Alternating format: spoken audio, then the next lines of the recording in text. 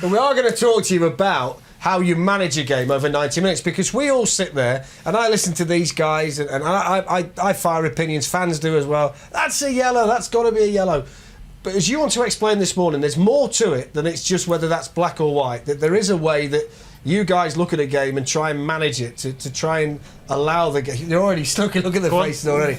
To try and allow the game. You two guys would have benefited from my approach, I think. But we've been doing this now for a few months on BT Sport, and I get lots of feedback, as you can imagine, some positive, some not so positive, about the way that I analyse the games. One of the biggest things that gets thrown at me is, why is a yellow card in the first minute not a yellow card in the last minute, or vice versa? Particularly those where we manage early on in the game. But from the very first time that you start refereeing, you're told to try to use a stepped approach. So you don't go in too soon and throw a yellow card about, because if you do, and that yellow card doesn't have the impact that you want, in terms you got a free whack. Now that's the thing. You don't have a free whack, right?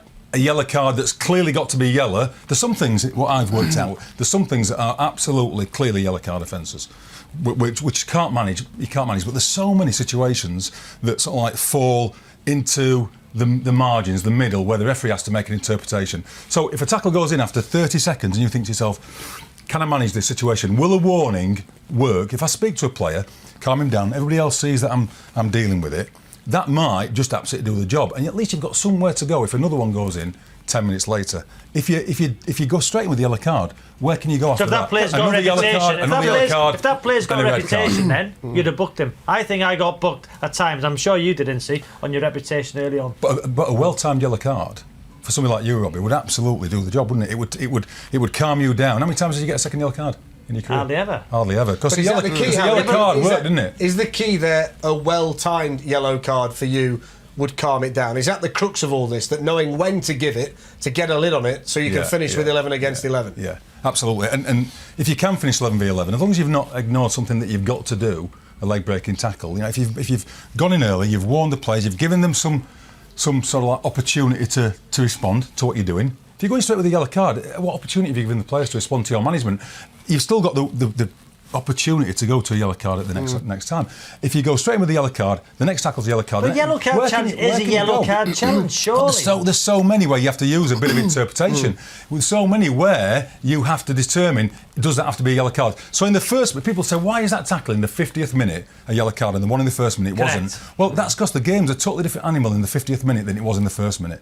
In the first minute, you don't know the temperature of the game, you don't know the response of the players, you don't know if a warning's going to work. By the 50th minute, you've probably worked out that a warning isn't going to work. And actually, a yellow card at that point of the game will come. So what you're saying as a referee... But people who've never refereed don't understand that. The same tackle in the 50th minute as the first minute, you would give a tackle in the yellow card in the 50th for the same in the first. 100%. That makes a lot of sense to me. It doesn't to me. That makes tremendous sense to me. What about you? Now, I'm not talking about a leg breaker or one where somebody rakes down the back of the Achilles. That's a yellow card in the first minute, the last minute, any minute. But one of those where it's got a bit of force, in a heated game, after 55 minutes, you know that a warning's not going to work. Well, as a player, then. You've got to use the card. I'm playing against... But in the first minute, it might work perfectly. So I'm playing against Incy, or vice versa, and at first minute, I'm thinking, right, I'm going to go and smash him, right?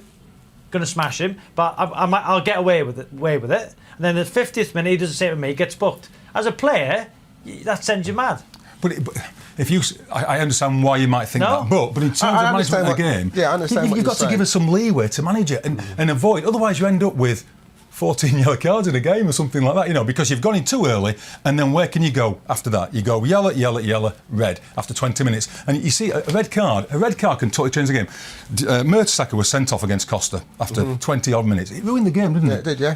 Mark Clattenburg had no opportunity. It was one of those where you can't manage that. If it's a denial of an obvious goal-scoring opportunity, the red card has to come. So it's not one that you can manage. It's not a foul that you're making a judgment on. It's a factual matter. Did he deny a goal? Scoring opportunity, but it ruined the game, didn't it? So if you allow our referees to manage the game, to try to keep the cards in the pocket as long as they can, give them somewhere to go later in the game when the game gets harder, probably you're going to end up with less yellow cards and therefore less red cards, and the entertainment value out there is going to be much better because the refs used a bit of nous. But is there a lot of inconsistency with the refs?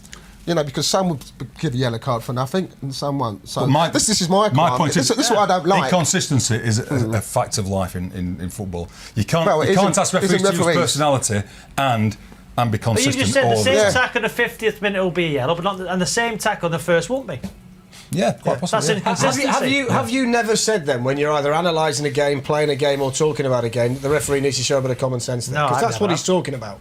No, I've never have. No, I think You've never said that. I don't think so, because I've played when I've played the So game, you- so- and I've always felt aggrieved because I've done Okay. tackles in the first 10 minutes of games when I know the referee put me to calm me down, but then I'll see players at the same time getting away with it. Okay, so let me ask you this then, so we just know where we all are, because Howard's been quite clear in how he sees it as a referee. Your opinion, and I'm not putting words in your mouth, A I'm yellow trying to is see a where you yellow. are.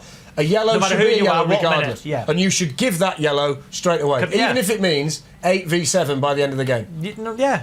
We don't see that, but we don't see that, No. Fletcher. No, because We they don't never see refer it. it. Because they don't refer it like that. No, yeah, I think you need to ascertain what actually is a yellow card first and foremost. If someone runs across you and blocks Yeah. you, is that a yellow card? That's No, the it's not. skill of the ref, isn't it? And Yeah, those no, first but- 10 minutes are the most important. the thing is, most important yeah. part of the game. Yeah, if you're talking about Man United, Arsenal, Liverpool, Man United, derby games where the first 10 minutes have been held to scale, there's going to be tackles flying in. That's where you have to decide: do I book someone now or do I not? Because But this is the point he's making, because what he said there is, if you've got that situation where you've just spoke like a little tug on the shirt early in the match, Howard said during the West Ham game recently that yes, to the letter of the law, that's a yellow card, but you can manage that by just waving play on because the guy's got the ball. What we're saying here, that if every yellow is shown as a yellow, the referee's got nowhere to go but to start sending people off on quite a regular basis. What he's saying there is, if we manage it and take the... I understand that, but my thing is that, especially now getting to the end of the season, you've got teams who can go down. Teams who can go up, teams who can get in playoffs. And if referees are giving players yellow cards for silly things, which ain't yellow cards, then it affects that, like where they're going to go in the league. Would you like to see that yellow given then? The one with the noble thing, pull on the shirt. No. Well, that's the yellow. That's the yeah, but it's. So would you not- do that? Would you give all of those? That was a yellow. He pulled the guy Yeah, I back, know, and then we I see know, one a I minute know. later, and that was Yes. Yeah. So your point in that game, West Ham, Noble pulled the shirt back, and then no yellow card. 5 minutes later, the guy in the opposition pulled exactly the same and got a yellow card. Yeah, I don't think you're comparing like with like on that. If you look at those pull two of the situations, it was a small pull. It didn't take away any great. It had no consequence. It was in the midfield area, right? There wasn't a great attack developing.